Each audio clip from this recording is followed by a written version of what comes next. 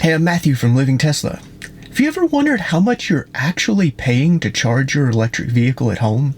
You know, in the old days when we went to gas stations, you would swipe your card or you pay with cash, so you knew exactly how much you were paying. But now, when you charge at home, your car is just one of many things that's using electricity. Your electricity rates may change throughout the day, and you get billed once a month. So it's just kind of all lumped together, and it's hard to really know what's what.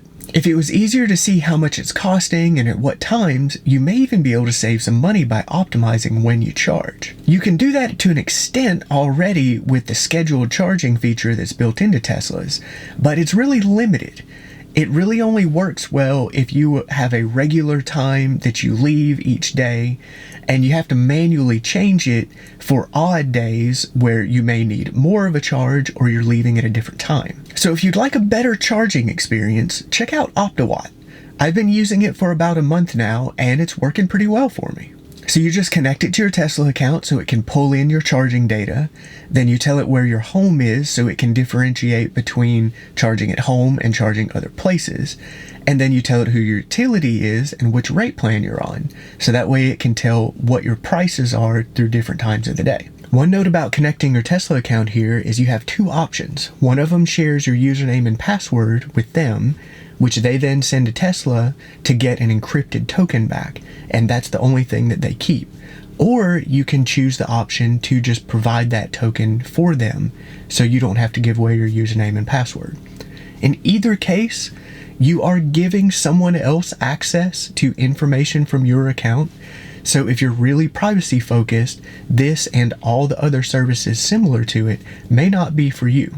It would be nice if Tesla had more of a privacy-focused way to do this, where you could limit exactly what information gets sent to who, but this is kind of what we're dealing with for right now. So just something to keep in mind if you're really concerned about privacy.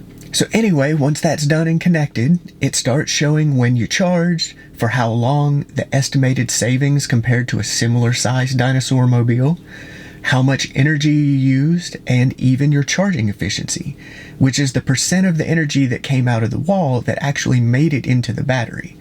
And that can vary a lot depending on factors like temperature, charge rate, and levels you're charging between.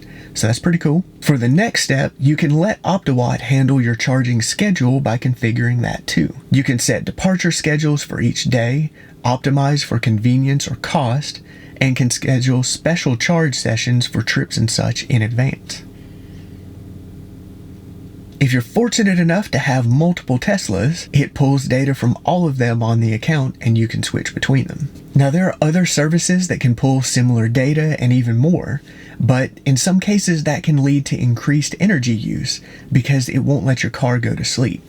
The developers of Optiwatt have spent a lot of effort into making sure that it only pulls data when the car is already charging, so it's not keeping it awake.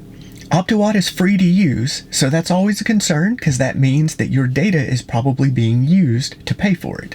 So how are they paying for this? Well, ultimately, they're trying to set up a service that works with utilities to reduce energy use during peak times when energy is most expensive. So the utilities pay the services a portion of the energy that's saved because they didn't have to buy electricity at really expensive prices. And that sounds a lot like another service that I use called Ohm Connect. With Ohm Connect, you get notifications for what they call ohm hours, where you're given an energy use goal. The further you stay below that goal, the more points you get, and you can ultimately cash out those points for money. It also has bonus points and streak multipliers where they've really made it to be like a game of saving energy. We had quite a few ohm hours this past summer during the rolling brownouts that happened in California.